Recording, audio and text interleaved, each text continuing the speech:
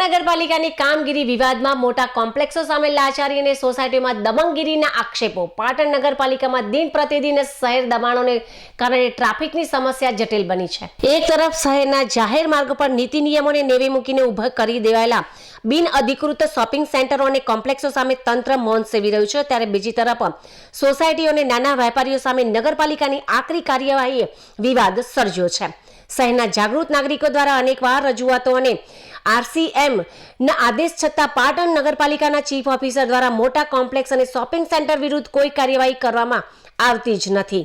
નવા bus stand જેવા ટ્રાફિકથી ધમધમતા વિસ્તારોમાં ગેરકાયદેસર દબાણો પણ યથાવત જ છે, જેના કારણે જનતામાં રોષ જોવા મળી રહ્યો છે। તો આજરોજ પાટણના આનંદ સરોવર સામે આવેલી નરનારાયણ સોસાયટીના બ્લોક પેવિંગના કામના નિરીક્ષણ દરમિયાન ચીફ ઓફિસર દ્વારા એક રહેણાંક મકાનનો ઓટલો JCBથી મદદથી તોડી પાડવામાં આવ્યો હતો। મકાન માલિક જયરાજ મોદીનો આક્ષેપ હતો કે સોસાયટીના કોમન પ્લોટ અને જાહેર રસ્તા પર અનેક પાકા દબાણ હોવા છતાં માત્ર મોદી સમાજને જ ટાર્ગેટ કરવામાં આવ્યા છે।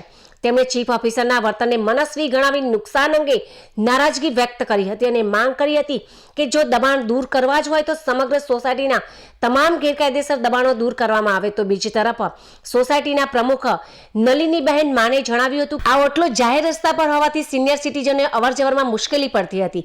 બ્લોક પેવિંગ દરમિયાન આ નડતરરૂપ દબાણ ચીફ ઓફિસરના ધ્યાને આવતા તેમણે યોગ્ય કાર્યવાહી કરી છે। ભવિષ્યમાં અન્ય નડતરરૂપ દબાણો પણ દૂર કરાશે તેમ તેમણે ઉમેર્યું હતું। સ્થાનિકોમાં ચર્ચા છે કે ચીફ ઓફિસર સોસાયટીમાં જઈને દબંગગીરી બતાવી રહ્યા છે, પરંતુ શહેરના મુખ્ય માર્ગો પર જે મોટા બિનઅધિકૃત બાંધકામો છે ત્યાં તેમની લાચારી કેમ દેખાય છે?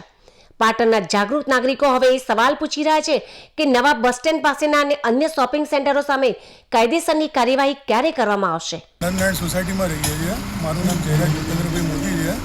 આજે સવારના 9:30 વાગે ચીફ ઓફિસર બેન અમારા સોસાયટીમાં આવ્યા અને અમને મોદી સમાજને ટાર્ગેટ બનાવે એ રીતે અમારા ઘરનું સોસાયટીમાં સૌથી છેલ્લું મકાન અમારું છે, અમારા ઘરનું બધું દબાણ તોડી કાઢ્યું અને સોસાયટીમાં બીજા બધાનું પાકું બાંધકામ છે, દબાણ છે, તેમ છતાં એને કશું હાથ ન લગાડ્યો અને અમે એમને રજૂઆત કરી તો એમને એવું કીધું કે તમારે કે અમને અમારું કામ શીખવાડવાની જરૂર નથી, કોઈ પણ જાતની નોટિસ વગર અમારું ડાયરેક્ટ આવી રીતે આવીને તોડી કાઢ્યું। તમારી શું માંગ છે? તમારી માંગ શું છે? આમાં અમને ટાર્ગેટ કરવામાં આમાં અમારા મોદી સમાજને જ અમને ટાર્ગેટ કરવામાં આવે છે। સોસાયટીના અન્ય રહીશોની અને પ્રમુખની બધાની કનડગત પેલી રીતની છે, એમની મનમાની જેવું છે। હા, એમની મનમાનીને એ બધું એ રીતનું છે। અને બીજા બધાએ રોડ ઉપર આખું દબાણ કરેલું છે સોસાયટીમાં પાકા બિનગેરકાયદેસર કે પાકા બાંધકામો થયેલા છે, આખા રોડો દબાવી દીધેલા છે અને કોઈને કશું કંઈ કરેલ નથી। અને ચીફ ઓફિસરનું વર્તન તો એકદમ એમનું મનસ્વી જ વર્તન છે।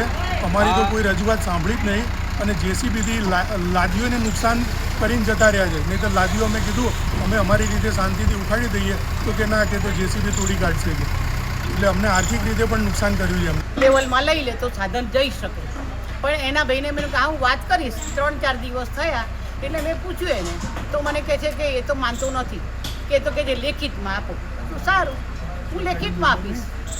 એટલે લેખિતમાં આપવાનો વારો જ ક્યાં આવ્યો? ચીફ ઓફિસર બહાર પેલું દબાણ નહોતું થોડું થતું એ જોવા આવ્યા, જોઈને પછી આગળ જોયું અમને કે આ ખોટું છે, પછી અંદર આવ્યા કે આ બ્લોક પેવિંગનું કામ કેવું થાય છે, બધું કંઈ સરસ થાય છે, એટલે એમને પછી આ ઓટલો જોયો। આ તો કે રસ્તા નહોતો, એને મને નકશો બતાવ્યો, બધું બતાવ્યું, પછી તરત કે હવે તોડ, આ રસ્તાની જ જગ્યા છે। પ્રમુખજી, અન્ય તમારી સોસાયટીના દબાણો છે કેમ?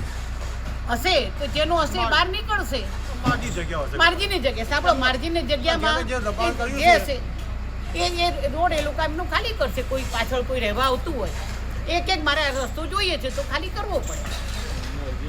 બાકી જે અરજી આપો જેને નડતું હોય વગર પરમિશને જો તમે માર્જિનની જગ્યા બાંધીને મૂકો તો એ આપણે ચલવી લઈએ છીએ, સોસાયટીવાળા જ અંદર ઝઘડો નથી કરવાનો, પણ આ તો માર્જિનની જગ્યાએ બાંધવી છે, રોડ ઉપરની જગ્યા પણ એમને ઓટલો કરવો કે એમાંથી કોઈ જઈ આવી ન શકે, એવું તો કેવી રીતે ચાલે?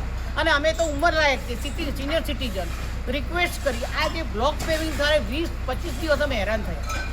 તો આજ મારા મિસ્ટર 75-76 વર્ષના છે, રિટાયર્ડ પોલીસ ઓફિસર છે, કે આ ઓટલો હોત તો અમે સીધું સ્કૂટર લઈને આમ જાત, આ ઓટલો ના કર્યો હતો, પણ રિક્વેસ્ટ કરી કગરી પણ એમને, પણ ના લેખિતમાં આપો મને કહે પતી ગયું. અને આ કુદરતી આપણે નથી કર્યું, કુદરતે ભગવાને કરાવ્યું.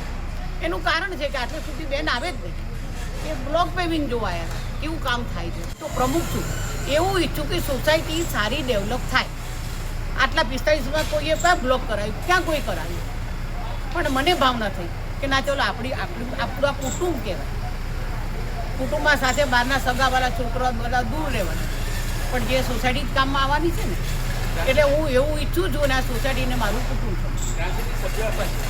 અને હું અગાઉ સભ્ય પણ હતી 86 થી 91 સુધીમાં. ત્યારે અમે 3 જ સભ્ય હતા, મેનાબેન, હું અને મંગળાબેન કરીને, અને ત્રીજા ચંદ્રિકાબેન તો. એટલે 4 જણ અમે સભ્યો હતા. એ પછી 10 થી 15માં આનંદીબેને કામ જોયું કે તમારી જેવી બહેનોની જરૂર છે, મને ટિકિટ આપી. હું તો કોંગ્રેસમાં હતી અને કોંગ્રેસમાંથી પછી ભાજપમાં એમને મને એમનું સંસ્થાનું કામ આપ્યું. એ કામ એમનું સંભાળ્યું, જોયું. 10 વર્ષ પછી મને કે તમારા જેવી બહેનોની જરૂર છે.